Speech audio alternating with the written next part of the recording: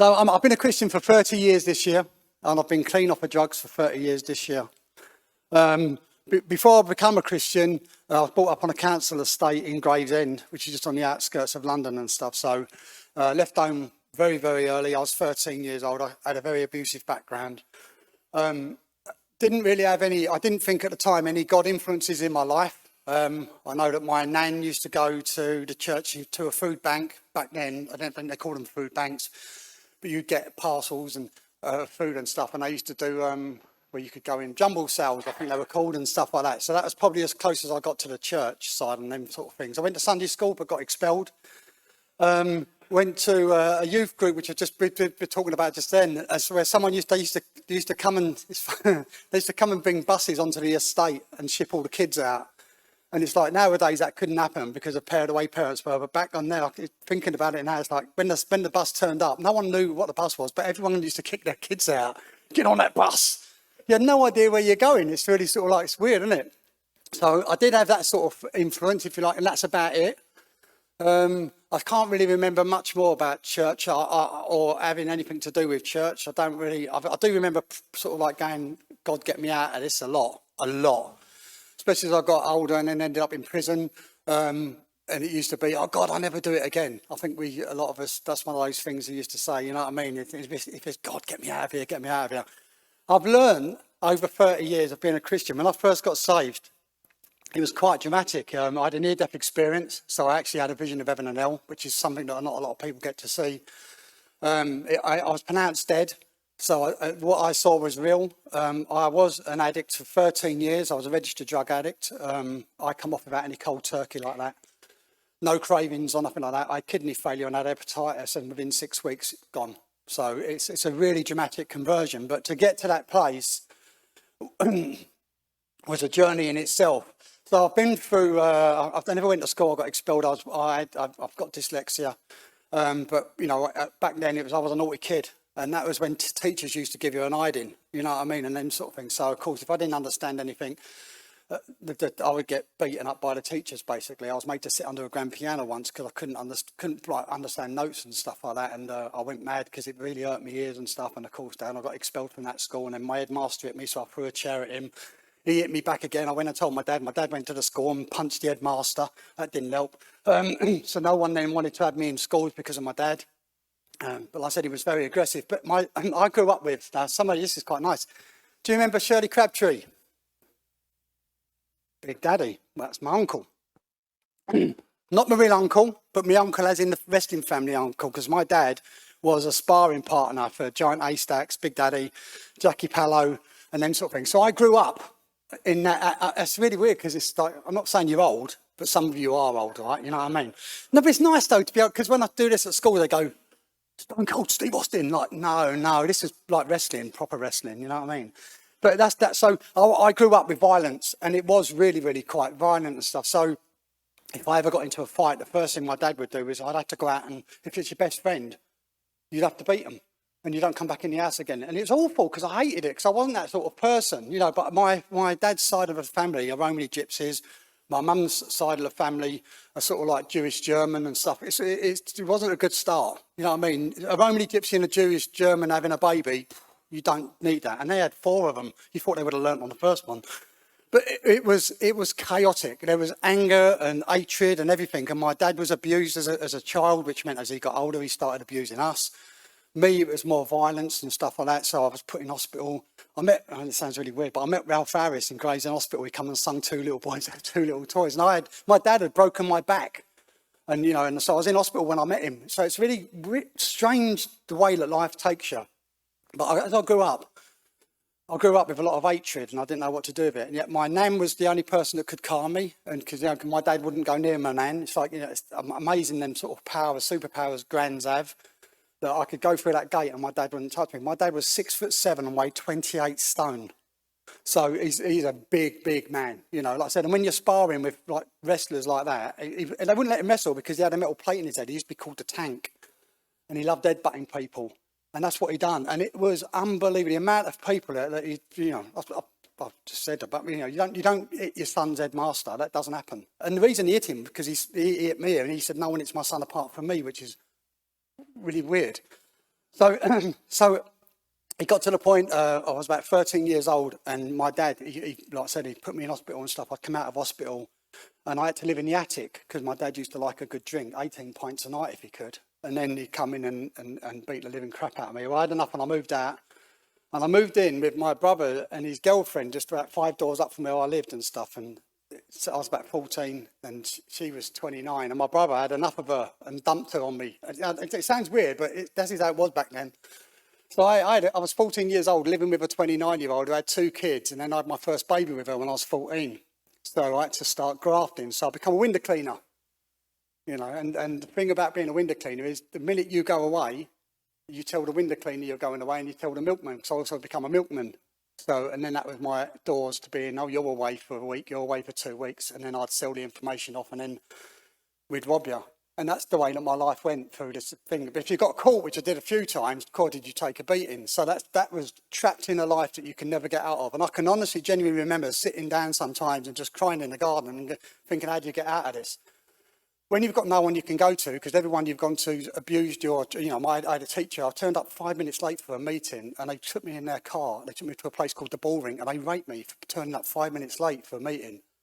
And when I told the authorities about it, I'm a naughty kid, so no one believed me. And this went on for years. You know what I mean? It's about over a period, about 7 or 8 times this teacher raped me. First thing I did when I became a Christian is I forgave him.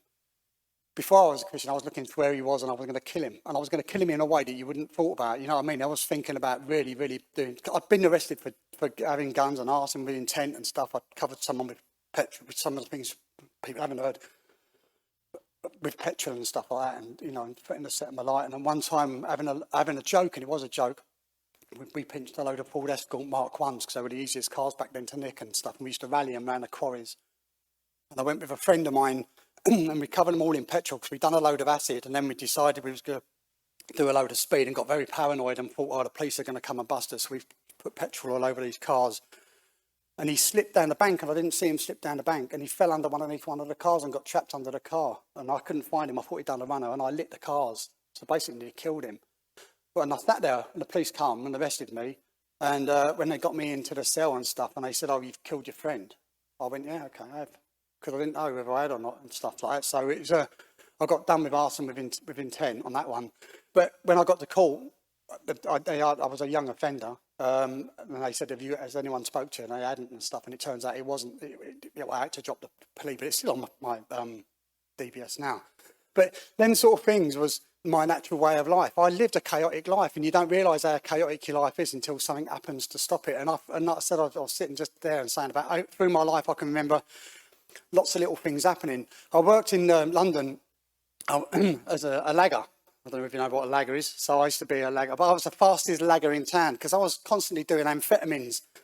So my day would start at 7 o'clock in the morning. I'd finish at 9 o'clock in the morning. My day's done. I've done more than you've ever done because I'm like... And my boss said to me, you're working too fast. We get paid for the day. You're finishing in 2 hours. Stop it, stop it, stop it. So he started to do what's called... I think it's called piecework, anyway. You then get paid for time. And then my job then, I was getting paid to go and get drugs and bringing them back for the crew to have the drugs so we could then do the work quicker than to Bishopsgate railway station was built by a bunch of druggies. That's the sort of, chaos that life gets you into. And that's how my life was. It was one thing or another thing. The first drug deal that I went to was to buy just a little bit of dope. Fell into this place. It wasn't when the first time I'd done drugs, but one of the deals was the bloke opened a suitcase and he pulled a gun out and put it on the table. I was only there for a quarter. If you know what that is, you probably don't, because you're all good boys. But, it's 10, 15 quid worth of dope and stuff, and he pulls his gun out. And I remember I had to go outside and get my mate's gold necklaces and everything to buy this 9-bar, because that was their minimum thing. It's like, don't muck around, but he's going to shoot you. It was like, it was so horrible and weird. But I got into the heavy stuff, got into ecstasy, got into selling drugs, got into crime like I didn't want to get into and stuff like that. Tried to sort of like get away from all the abusive stuff, tried to move away, but unfortunately with me, it was a case of every time I moved to go somewhere new, the old stuff used to catch up with you. And I think that happens in life anyway. One thing I've learned as a Christian, and it sounds really weird, and as a man, it's like, I've never cried as a kid. I was never allowed to cry. If I cried, I got beaten until I stopped crying. But I didn't realise just how nice it is to have a cry. And when I became a Christian, and then I was given, because I couldn't read, I was given a cassette case, and it had the Bible on cassette. None of you nod now, because you're too old if you remember that. And someone gave me a Bible, and I'm like, I've never had a Bible before. The only Bible I ever had was in prison, and I smoked it. As roll-ups, you know what I mean? It was like, that was it. It was like, as a young kid, you got given a New Testament thing, and that was it.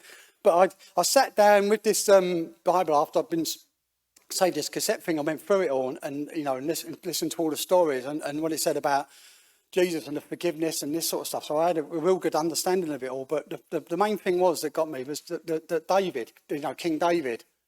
One thing I think about men, and I genuinely do think this, is that we don't want to ever forgive ourselves, and we always think we can have a good run, if you like. So I can have a month or so, and I think, yeah, I've done good here, I haven't done this, not thought about this, not done this, and not done this, and then something happens, and then we beat the living crap out of ourselves, and we do, And it's like when I've read about David, who was a king, who killed people, done adultery, done all this sort of stuff, and he said to God, don't take the Holy Spirit away from me. And God said, I won't.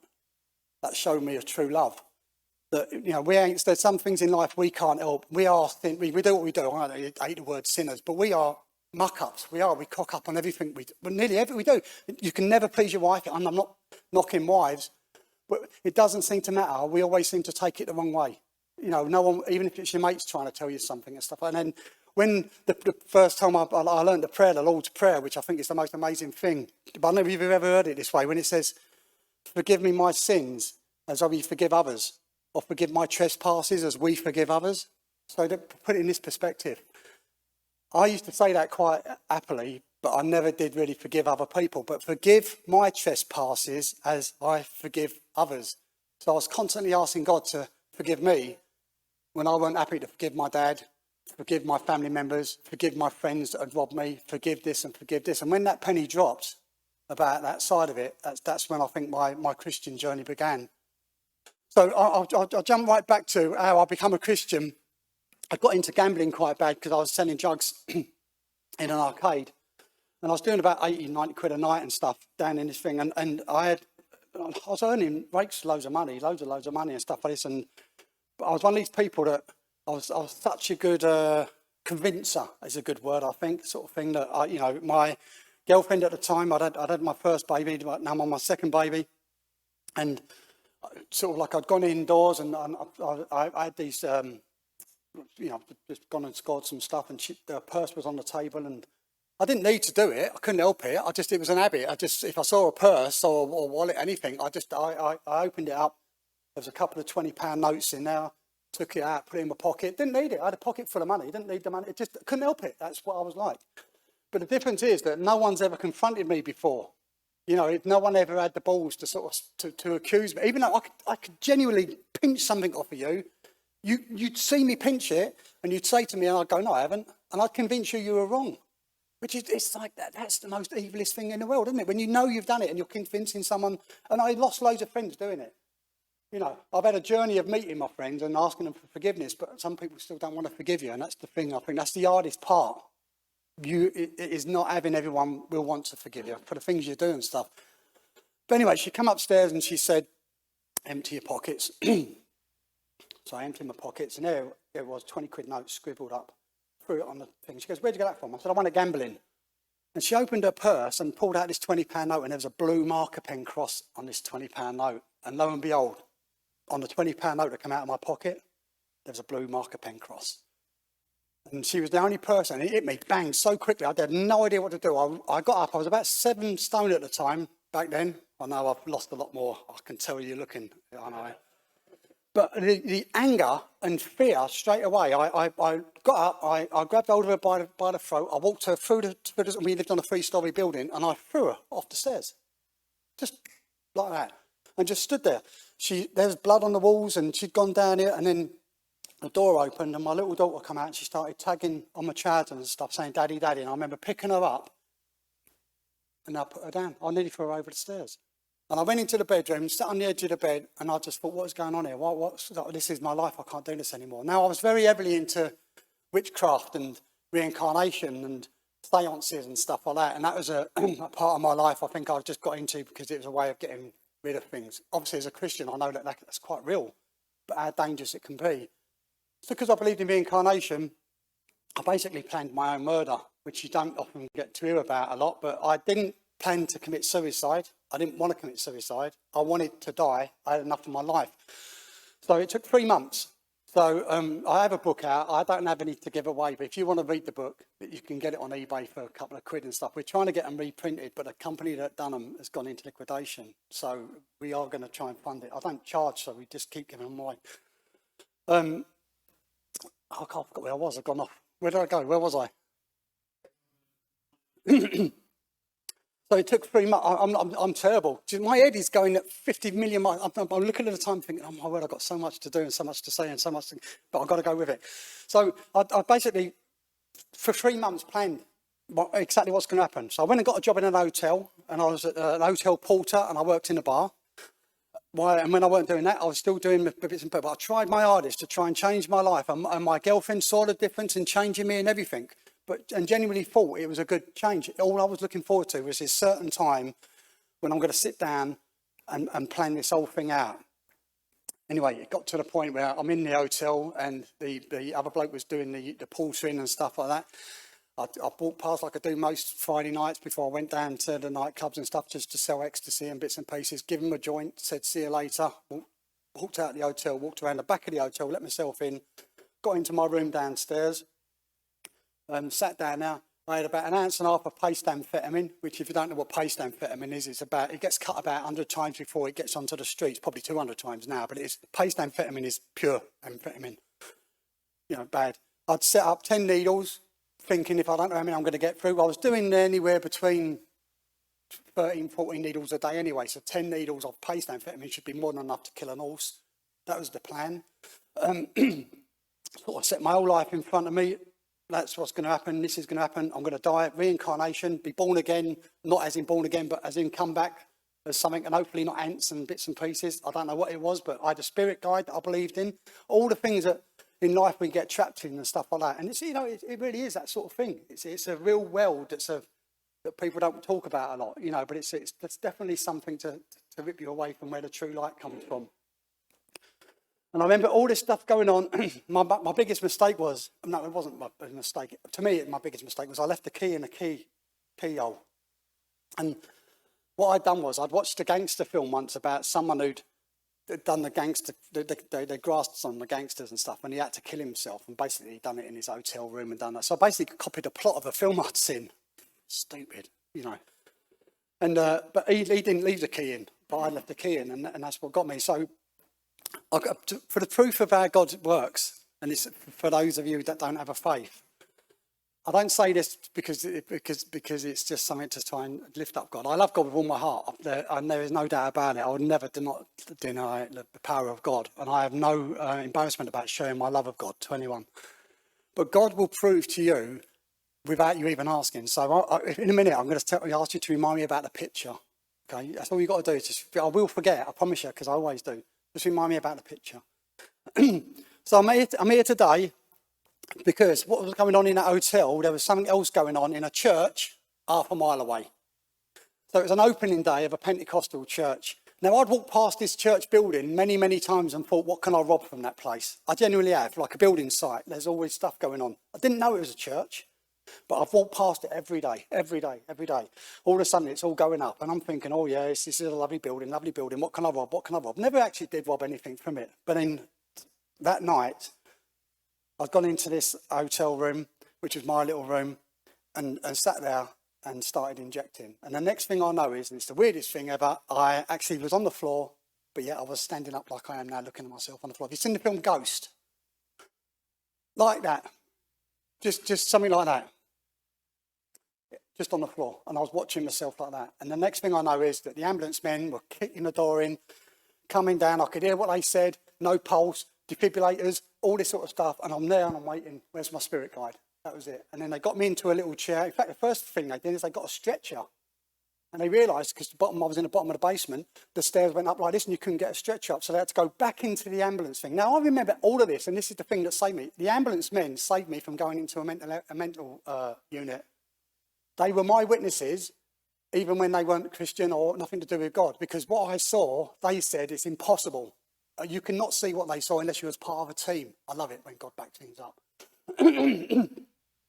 So they basically got me on this chair, strapped me all in, got me on this thing, and off we go. And as they go off, I start going with my body. It's really weird. And then something calls me from behind. I don't know what, and I turned around, and in this dingy old hotel, a white door appeared. Like just a white door, 4-panel door, golden handle, and then a light all the way through the door. And then I went forward, and the door disappeared. And I had the most amazing experience of love that I've never felt before. It was just pure, I can't describe. Thousands and thousands and thousands and thousands and thousands and thousands of people just looking at this wonderful, golden, beautiful light. Pure, beautiful. But they didn't look like us, if that made any sense. They were like holy. I don't know. Yeah, I suppose I could say it. Holy. They were pure. They were lovely. And I went to go forward, and it was like there was a barrier, and I couldn't get through. And it's like everyone turned around and looked down. And as I looked down, this hole opened up in the ground, and I went dump straight into this hole. And the only way I can describe what it felt like is, and I've always thought of hell as the cartoon hell. Do you know what I mean? With the like, ha ha ha ha ha, welcome to hell sort of thing. But I didn't realise that hell is the loneliness and sadness when you've got nothing at all in your life. I mean, nothing. Add that a million times, that's what it was like. It was the most emptiest feeling I've ever had in my entire life. Ever. And the next thing I know, boff, they revived me in the ambulance, which thank God for that one. And then they were doing all this sort of stuff. I remember standing behind them, and again, they're grabbing all these insulins, whatever they do to pump into your heart to get your heart all going and stuff. And again, I couldn't have seen this unless I was part of the team. We get to the hospital, got me into the hospital, died again, brought me back again. And I remember the nurse saying, oh, you're back again and stuff like that. And next thing I know is I was on a dialysis machine to get the drugs out of my body.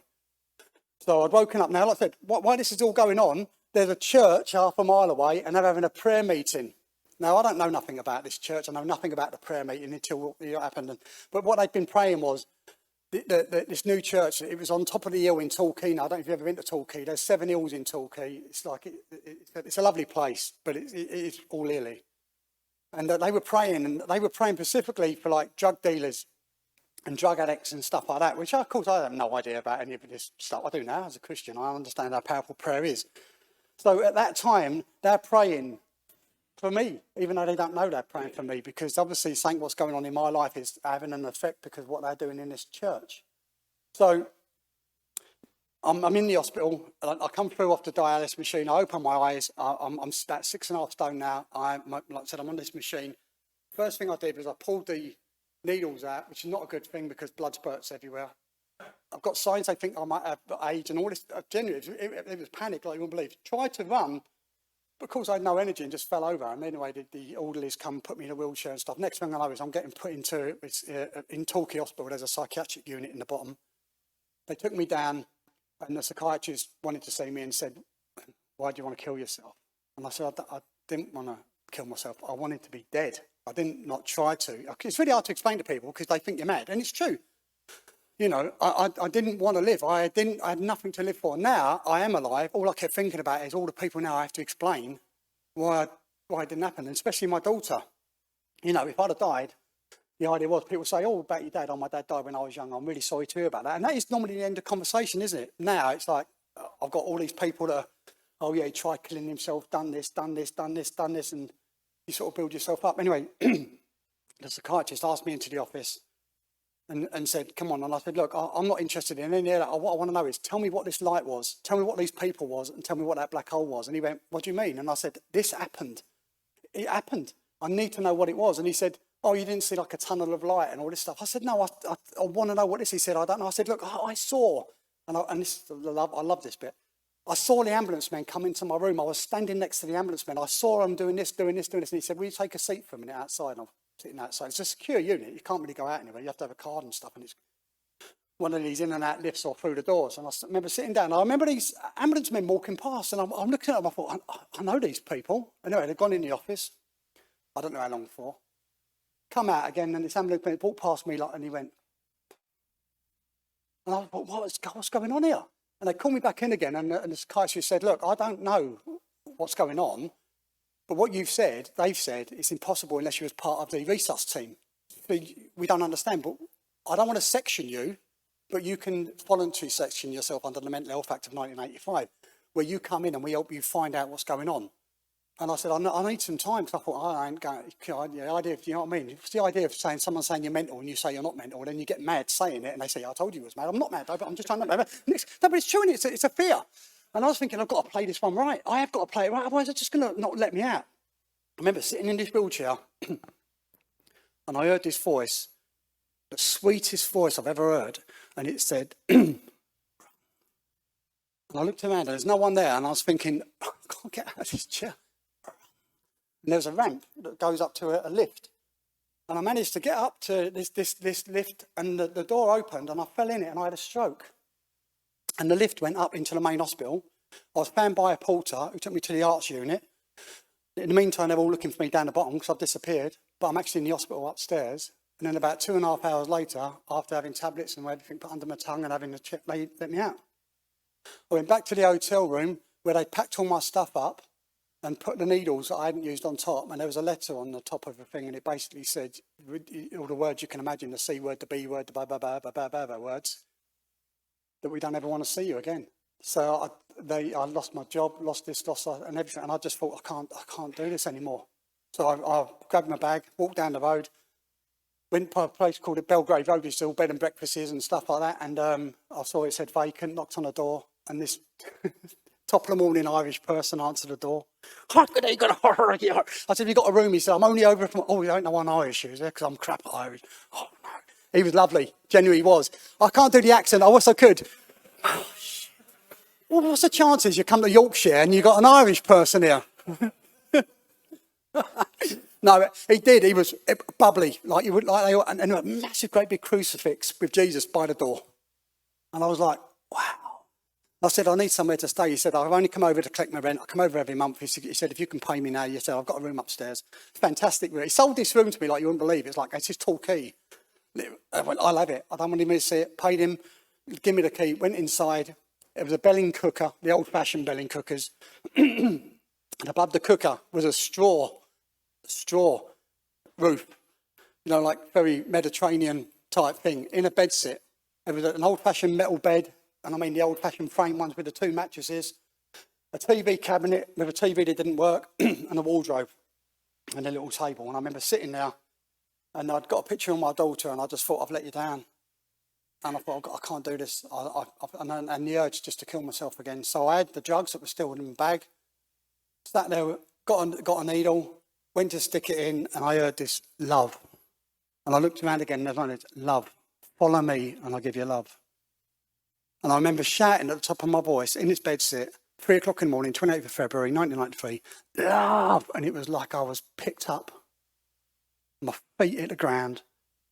No cold turkey, nothing. The drugs stopped completely. There and then, boff, 3 o'clock in the morning. Got the drugs, run downstairs, put them in the toilet, down the drain, come back upstairs again. Thought, something's going on here. I can't believe it. What's going on? I felt like I've never felt this feeling before in my life, ever. It was this beautiful feeling. I was full of love. There was no one there. It's 3 o'clock in the morning. What do you do? And I looked at this wardrobe, and I don't know what it was, but something in my head said that wardrobe used to be a tree. And God made trees. And it's the closest thing I could do. And I hugged my wardrobe. I genuinely hugged my wardrobe.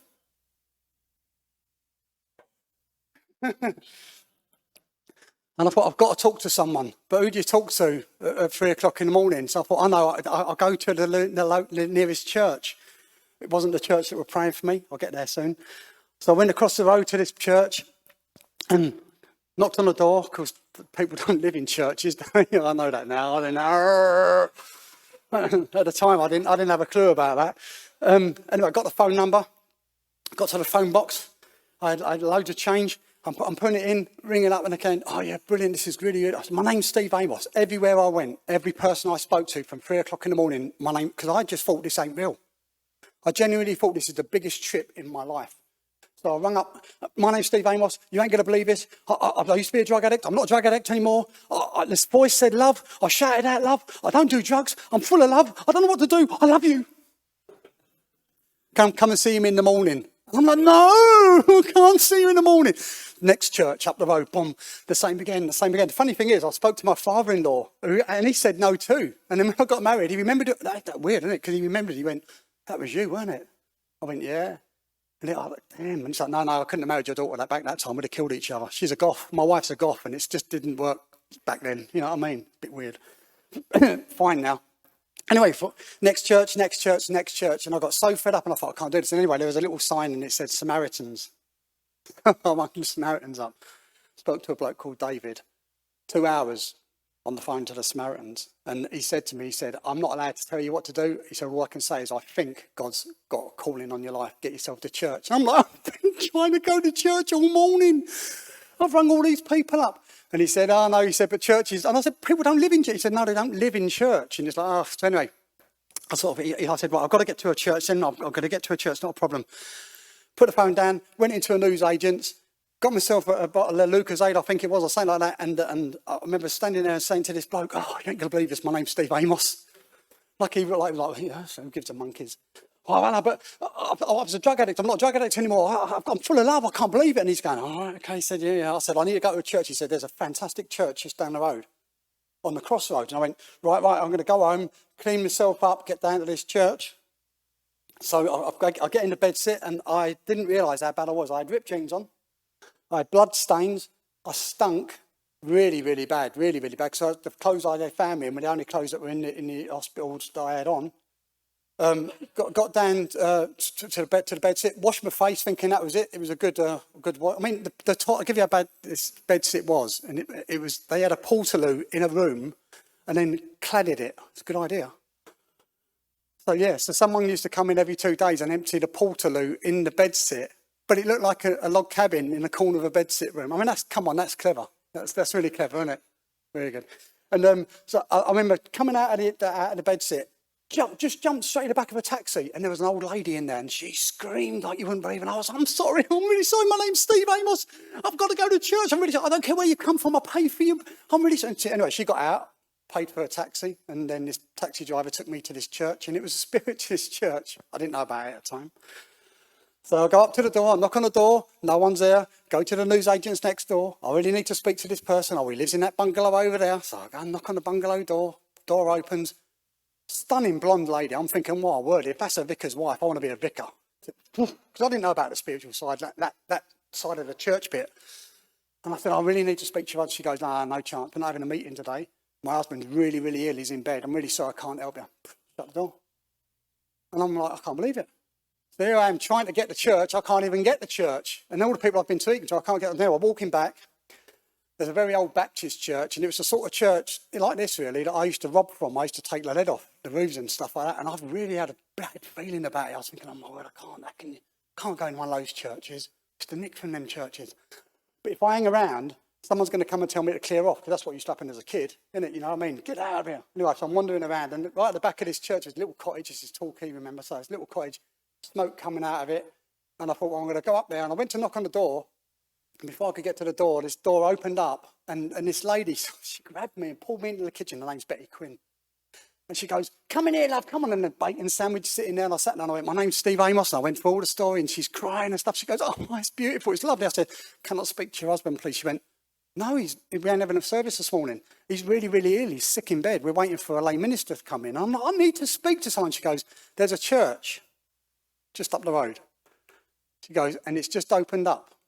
She goes, oh, I think you should go there. She goes, because it's a very lively Pentecostal. Now, when she said Pentecostal, I've been from living in London a long time. Lots of my friends were gospel friends. Black hallelujah, praise God. And I thought, oh my word, I can do this. I can go to a gospel hallelujah church sort of thing. Not realising that Pentecostal was totally different than black gospel. So I went up there, and the pastor was sitting outside the car and in the car and stuff, and I was watching all these people go in. It's open day now, old-fashioned Pentecostal, going back 30 years. The men used to wear suits, the ladies used to wear hats, and they used to cover themselves when they prayed. I had ripped jeans on, bloodstained, stunk like you wouldn't believe, sitting in this car watching all these people go inside that church. And the vicar said to me, or the minister said to me, what's going on? And I told him, my name's Steve Amos. This happened, this happened, this happened, this happened. He said, it sounds like God's got a calling on your life. He said, what do you want to do about it? I said, I don't know what's going on. And as I was talking to him, and if this is what happens, stone sharpening stone, I understand that side about how important it is to talk about the gospel with other people. And as I spoke to him, all of a sudden this fire inside of me come alight. And I couldn't believe it. And I started saying, this world ain't our world, is it? This ain't our world. This doesn't belong to us. This is a gift. Oh no, this is a gift. I don't like fighting time. This is a gift for us. And he's going, how do you know that? I said, I don't know. I said, I can hear a voice inside me telling me it's all going to be, it's good. It's good. But I don't know what's good. But I just need to find God. And he said, I want you to come into church. I said, I can't. If I go in there, everyone's going to look at me. He said, I promise you, hand on heart, no one's going to turn around. We're going to go inside that church. He said, I've got something I want to say to you. So I went inside the church, and right at the back, we had these sort of chairs like this, actually. And I was sitting at the back of the church. And many of you might have been in this experience before. I sat there and I just thought, no matter what happens, I ain't moving. I'm not doing nothing. I'm here. I'm going to listen. I'm out of here. Boom. And I remember looking around and everyone was suited and booted and all nice and stuff. And he got up and they were doing a communion. And he said, it's our opening day today. Last night we were praying. He said, and we were praying for the Bay, the Tall Bay area. We were praying for drug dealers. We were praying for drug addicts. He said, God's answered a prayer. I didn't have a clue. I genuinely didn't. He said, last night something amazing's happened and I need to say something. We're not going to do this open meeting now. We're going to do it. I'm going to preach the gospel. I'm going to preach. And he started talking about Jesus. And I thought, my word, you swore. Because that was a swear word for me. And he said, I want to talk about Jesus. I want to talk about this thief that was next to him. And that was it. I was there. I was standing next to Jesus as that thief. And everything he said, it was like he was talking to me and I couldn't get out of it. And I was like, get out of my head. Get out. And I started ducking behind people. Because I genuinely thought he was... But he just talked about love and forgiveness. And he just said, right, if you want Jesus in your life, I want you to come forward right now. And I grabbed hold of the seat, shut my eyes. I'm like, no. And I opened my eyes. I was there in front of the church. And everyone was going, hallelujah, amen. And I thought, what is going on here? This is freaking mental lot. Praise God. And I'm like, whoa, what's going on? Yeah. I had no idea what was going on. It just felt so good. It was lovely. You know what I mean? And he come forward. And he said to me, if you want Jesus in your life, then you have to personally ask him, because he won't come into your life unless you say, come into my life. Ask him to forgive what you've done. Take that step forward and do that. And he said, do you want to do that? And I said, and he said the words. I said the words back, yes, Jesus, forgive me. And he said, oh, I'm going to pray for you. And he went like that. And I flew about three rows back and hit the floor, like the Matrix in slow motion. And it felt like I'd landed in a bar full of honey. If that makes any sense. It was like, it was waves and waves of warmth and warmth and warmth and warmth. And I remember all these people come near me and stuff, which is what happens a lot in some of the churches. And this minister stepped forward, he went, get back, let Jesus do what he's doing. I remember that to this day. It's lovely. Yeah, get back. And that was it. And it was like, and I got baptised in the Holy Spirit. And then I was up. And then 3 weeks later, I'm out doing schoolwork and doing stuff like that. But God healed me of all the stuff that was going on. The picture, right? So this church, lovely church in Torquay. There is a postmistress there who does paintings, watercolour paintings. She paints sheep. You know, like you do. You think Devon sheep, and then funny flowers that explode if you put them in your mouth that you shouldn't. You know, you've never done it, then, have you? No, okay. Anyway, artwork, flowers, pretty stuff, if you like. Anyway, this one time she's painted this picture. 6 weeks before this, I've gone in the church. So I'm having, what you call is, you go for testimonial dinners, where everyone wants to invite you around for dinner to tell the story, because they've got a son that's this and this. No, I was 7 stone, 6.5, 7 stone. I'll become very heavy very quickly because of all the meals I went to. But this lady sort of, because you don't want to see, yeah, you know this. Yes. And this lady said, will you come, please, and have dinner with us? And anyway, so I'm sitting there having dinner, and I was telling them a story. And she stopped. And she looks at her husband, and he sort of looked back again. It's like a very dramatic thing, sort of thing. And then she obviously gets up and she's going off. Now, it's a post mistress in a village, a lovely little post office, beautiful. And I told her about the door. And I'd mentioned about, like, the number on my hotel was 28. And then it had an old-fashioned gas light.